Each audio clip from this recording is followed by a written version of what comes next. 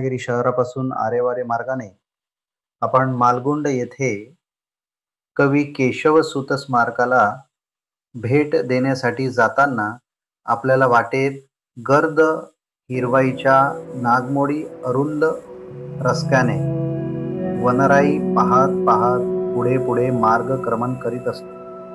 पुढे गेलं की डाव्या बाजूने विस्तीर्ण असा समुद्र किनारा दृष्टीस पडतो. किनाऱ्याला येणाऱ्या पांढऱ्या शुभ्र चमकणाऱ्या लाटा आणि स्वच्छ हवा, समुद्रावरून झेपावत येणारे वारे अंगाला असे काही बिलगतात की असे वाटते आपण इथे आल्याचा त्यांनाही आनंद झाला आणि ते आपल्याला मिठीत घेत आहे. थोड्या अंतरावर आपल्याला बसनी गाव लागते. बसनी गावाच्या पुढे आपल्याला एक फाटा दिसतो. उजवीकडे जाणारा रस्ता कोतवडे गावात जातो आणि डाव्या बाजूने आपण थेट आरेवारे मार्गे डोळ्यांच्या कॅमेऱ्याने ते सौंदर्य टिपत मनात भरून घेत असतो.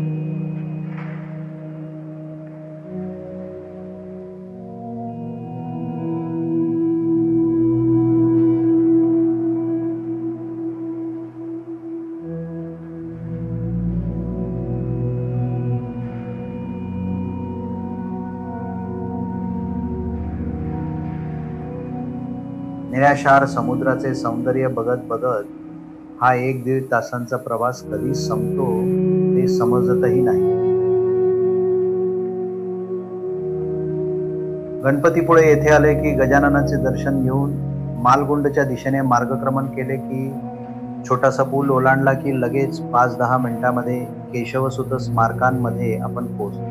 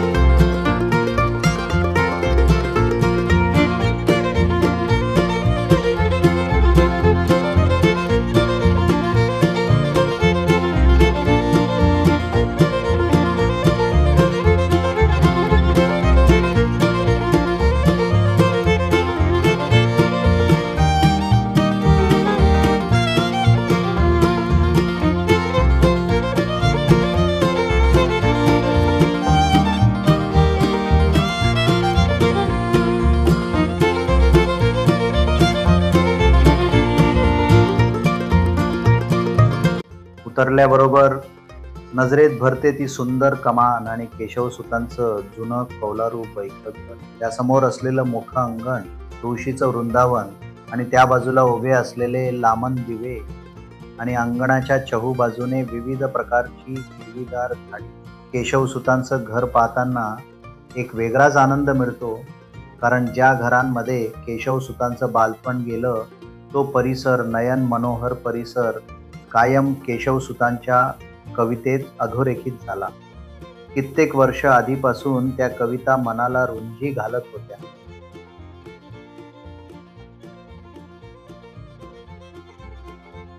घरात प्रवेश करताच आपल्याला आतमध्ये कोकणी पद्धतीची बैठक खोली दिसते.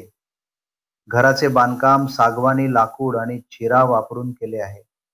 घर पूर्ण शेणाने सारवून सुंदर रांगोळी काढलेली आहे.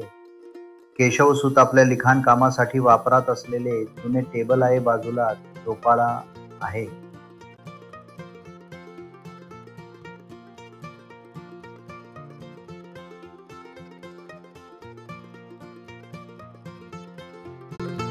माझघरात पूर्वच्या काळातील वापरात असलेले कंदील आणि भांडी आहेत.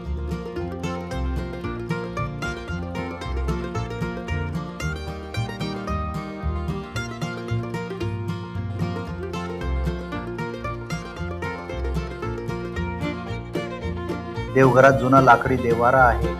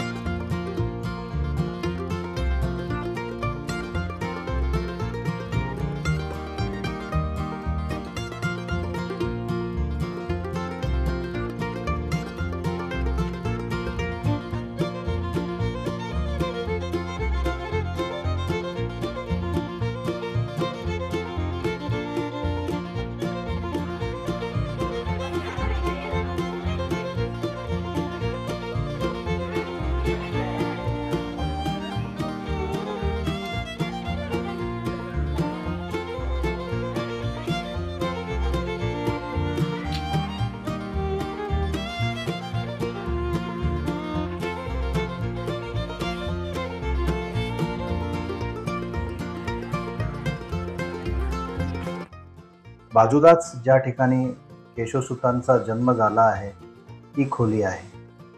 वाड्यातून बाहेर पडलो आणि डाव्या बाजूला उभं असणारं तुतारीचं शिल्प त्यावर नजर खेळते. इथे मनसोक्त फोटो काढून त्या शिल्पाला आपल्याबरोबर कॅमेऱ्यात कैद करून नंतर केशवसुतांच्या सुप्रसिद्ध कविता वाचनाचा आनंद घ्यायचा. इथे सिमेंटचे उभे कट्टे करून त्यावर काळ्या रंगाचे फडे तयार करून त्यावर पांढऱ्या रंगाने लिहिलेल्या कविता त्या वाचताना जो आनंद मिळतो तो अवर्णनीय असा असतो.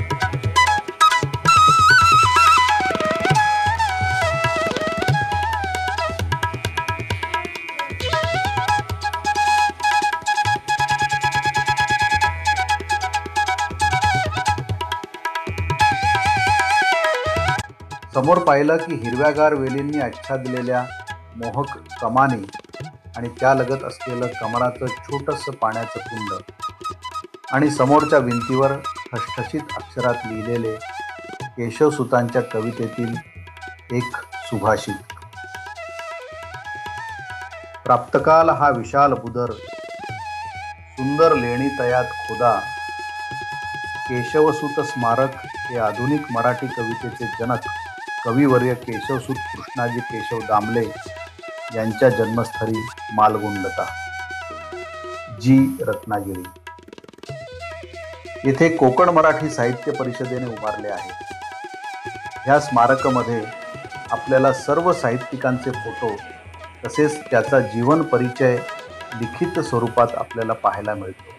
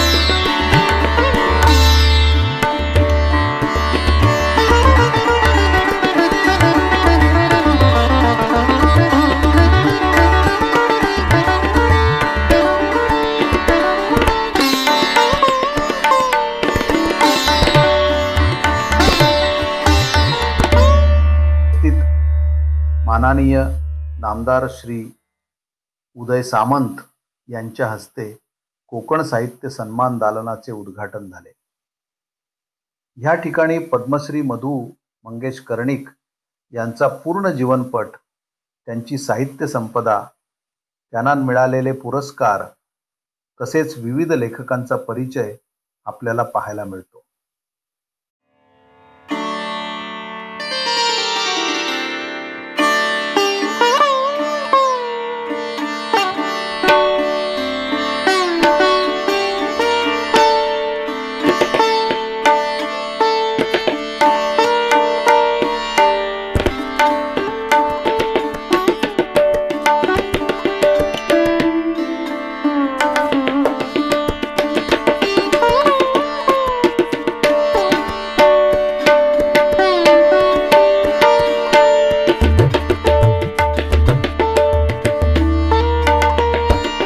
तर मित्रांनो, तुम्ही सुद्धा ह्या ठिकाणाला नक्की भेट द्या। तुम्हाला हा व्हिडिओ कसा वाटला ते कमेंट करून नक्की सांगा आणि चॅनेलवर नवीन असाल तर चॅनेलला सबस्क्राईब नक्की करा। पुन्हा भेटूया एका नव्या व्हिडिओमध्ये। तोपर्यंत बाय बाय, टेक केअर।